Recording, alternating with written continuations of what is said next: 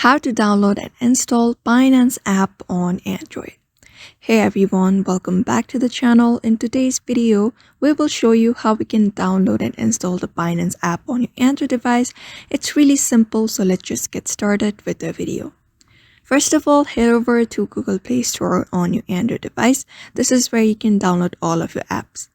Once you're in the Play Store, tap on the search bar at the bottom right corner and here type in Binance and hit the search.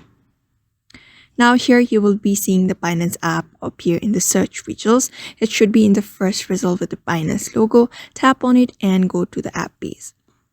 Now tap on install button to start downloading the Binance app onto your phone. The app will start downloading, and once it is finished, it will automatically be installed on your device.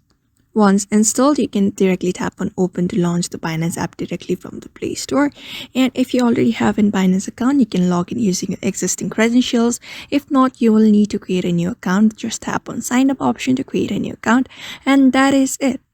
Now you have successfully installed the Binance app on your Android device and logged in, and now you can start trading and managing your crypto. So if this video helped you, don't forget to like, subscribe, and hit the bell icon for more tutorials.